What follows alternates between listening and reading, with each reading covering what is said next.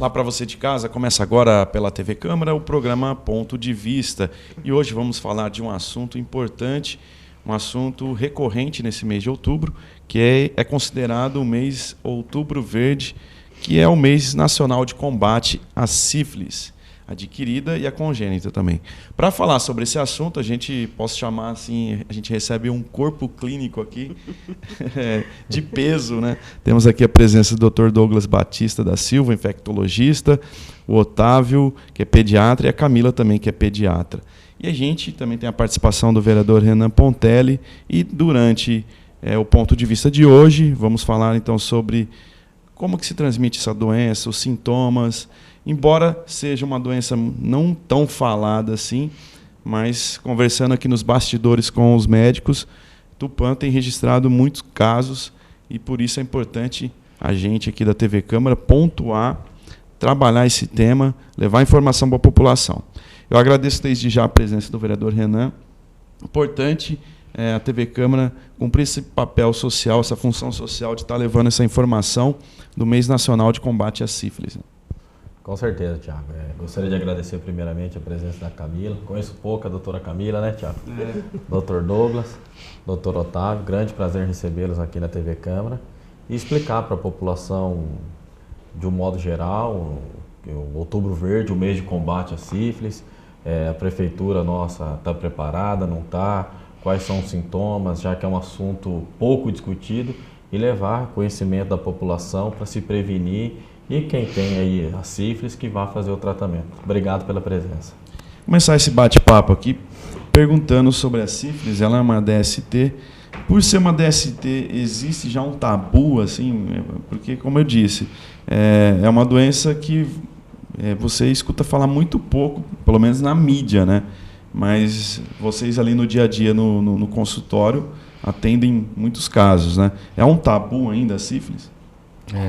Inicialmente, o meu bom dia, né? Agradeço a oportunidade de estar aqui, para poder dar alguns esclarecimentos sobre essa doença junto com a nossa equipe, em especial ao vereador Renan Pontelli, parceiro, né, no nosso ambulatório de doenças infecciosas. Até aproveito a oportunidade para agradecer, né, ao Renan. Para quem não sabe, ele foi uma pessoa fundamental, né, em nosso novo ambulatório que a gente tem em Ambiquara. A gente tinha uma estrutura pequena que não suportava, né, a demanda, o atendimento, e ele, com o seu apoio, conseguiu junto à administração, um prédio novo na Inhambiquara, 432, com espaço suficiente, e assim a gente consegue dar um atendimento mais adequado a todos aqueles que buscam o nosso ambulatório.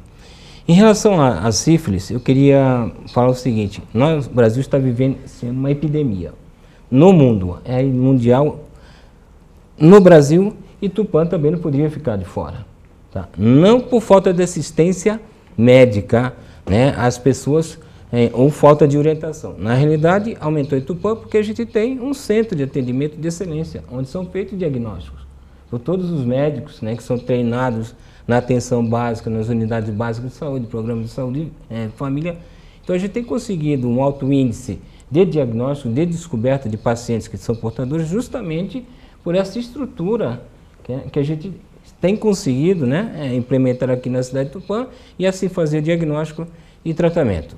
A sífilis é uma doença que, segundo a Organização Mundial da Saúde, no ano passado, acometeu cerca de 660 mil crianças no mundo inteiro.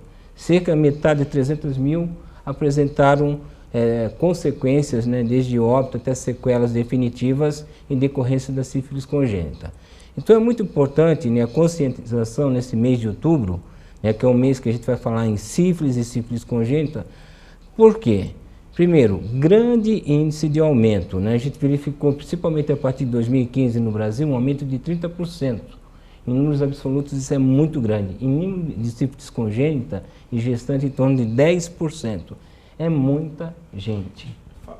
Explica pra gente a congênita, é transmissão da gestante para a criança? Exatamente. Então, assim, a sífilis é uma doença sexualmente transmissível, então, gente, é transmitida por relação sexual, né? E tem o tabu por ser uma doença transmitida por via sexual, como o HIV e as outras doenças, né?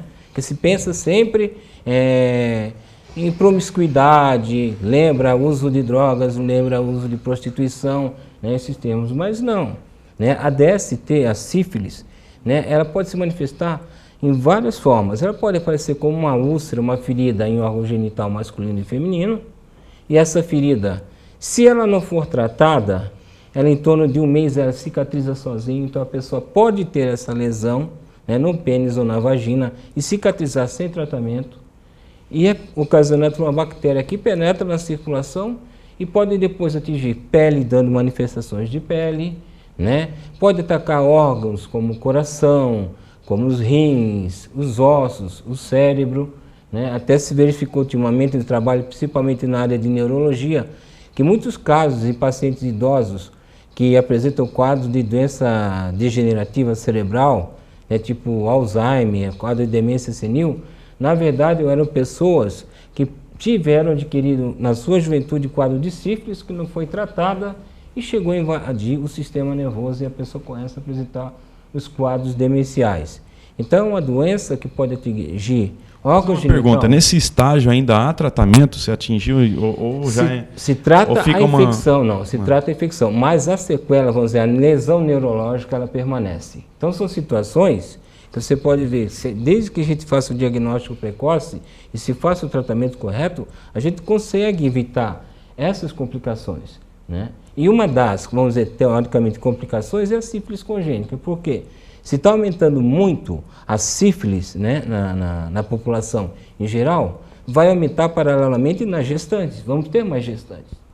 E se essa gestante não tiver um pré-natal adequado ou não for atendida de maneira adequada, pode fazer com que seu concepto, seu feto, seu bebê, nasça com essa doença e com as sequelas, né? Ou pode perder durante a gravidez, pode abortar, ou pode nascer com sequelas neurológicas, auditivas, demais. Então, isso tem aumentado, isso é muito preocupante, né? Então, por isso que nós aqui em Tupã, doutora Camila, doutor Otávio, né, nos propusemos, junto com o ambulatório de DST, a montarmos, né, um ambulatório que prestasse assistência a esse tipo de atendimento, principalmente a gestante e as crianças. Por quê?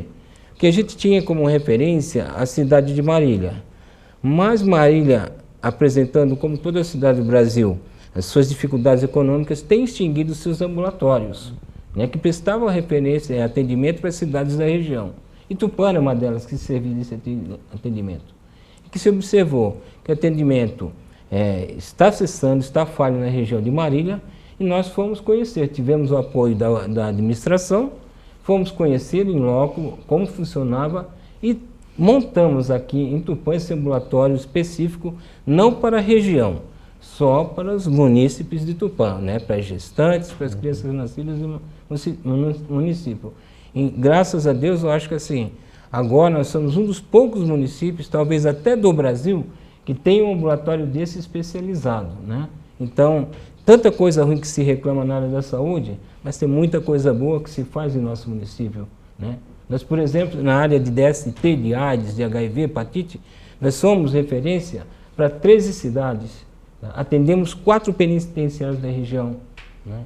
Então, nós, uma cidade de 62 habitantes, damos cobertura para tudo isso. Temos um ambulatório desse tipo prestando assistência a todas as pessoas da nossa região. Então temos, né, situações, né, onde o SUS funciona muito bem, onde a administração pública, apesar da sua dificuldade, principalmente na área da saúde, tem conseguido avanços em montar uma estrutura dessa que é muito difícil você encontrar em qualquer município do Brasil. Doutor Tiago, só antes da doutora Camila e doutor Otávio falar, o senhor falou bem aí, e nós que não temos conhecimento técnico como vocês têm, o cara falou DST lá, já pensa na AIDS, é ligado à droga, sexo, e uma coisa que nós estávamos aqui conversando, até é bom o senhor explicar, hoje não é só a classe social mais baixa, hoje essa doença aí atinge todas as classes sociais e principalmente, queria até que o senhor falasse, as classes sociais mais elevadas, é isso mesmo? Exatamente, que a gente tem visto no perfil, né, dos portadores das DSTs em geral, HIV, hepatite B, hepatite C e, no caso, a sífilis, é que mudou muito o perfil das pessoas que procuram o nosso atendimento. Em relação específica à sífilis, são pessoas de nível socioeconômico mais elevados, né? Vamos fazer assim, uma analogia. não é as pessoas que moram lá na Zona Leste, lá no Júlio de Olive, tá? A maioria das pessoas que moram no Parque Universitário, na Vila Inglesa.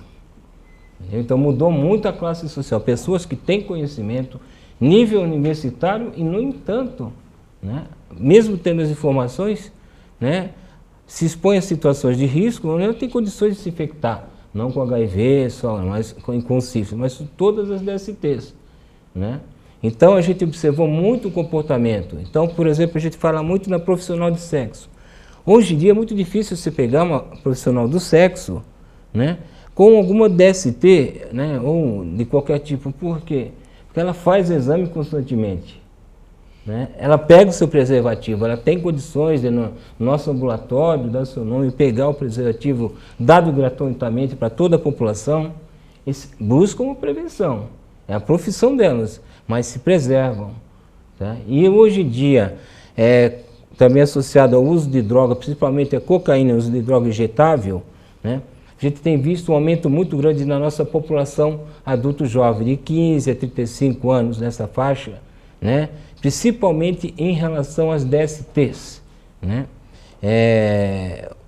Geralmente, né, existem muitas festas, né, que o pessoal faz aos finais de semana, né, em chácaras, as raves, e ali há um consumo de droga muito acelerado. E é uma festa que dura 2, 3 dias. Né? E como é um paciente que eu atendi ontem, doutor, eu fiquei 3 dias numa festa, numa chácara. Né? E lá usei algumas drogas, perdi noção do tempo, tive relações sexuais com múltiplos parceiros e agora estou preocupado, quero fazer um exame de DST, porque infelizmente não me preveni. Então essa é uma realidade. É uma realidade. Então, assim, não é grande cidade, nós estamos falando de Tupã, né? Cidade de 62 mil habitantes. Então, os mesmos problemas das grandes cidades nós temos também em relação a comportamento. Né? Doutor, a gente está falando de transmissão, a sífilis, a transmissão ocorre pelo sexo. Vou fazer uma pergunta, o sexo oral também é transmissível à sífilis? Pode acontecer sim, tá? Você pode fazer sífilis de cavidade bucal. Não é muito comum, é raro, tá? Por exemplo, de 2018 para cá, nós tivemos 2 casos só de atendimento, né, que foi feito o diagnóstico através do serviço de odontologia, porque eram lesões que a princípio simulavam um quadro de câncer, né, de boca, e ao fazer a biópsia foi feito de sífilis congênita. Então pode sim, pode fazer. Se a pessoa tiver uma lesão dentro da boca ou na ferida, na gengiva, e a pessoa for portadora, através do sexo oral pode ser transmitido a sífilis para a mucosa bucal, pode apresentar, sim. Tá certo. A gente vai fazer um intervalo e a gente, no segundo bloco, continua a conversa aqui. Vamos saber com relação ao atendimento com a criança, como é que é essa abordagem, saber como é que é o dia a dia da doutora Camila, também do doutor Otávio. Como a gente disse, né, Renan? É um assunto que pouco se discute, pouco se fala, né? Sífilis, geralmente DST, o carro-chefe é o HIV, né? Que se trabalha muito. E pelo bate-papo aqui a gente percebeu que a situação é preocupante, e como o doutor citou, casos aqui em Tupã, uma cidade de 62 mil habitantes, e com um aumento aí, número de casos envolvendo crianças, jovens. Então, fica o alerta aí. A gente continua esse bate-papo no segundo bloco. Não saia daí, a gente volta já.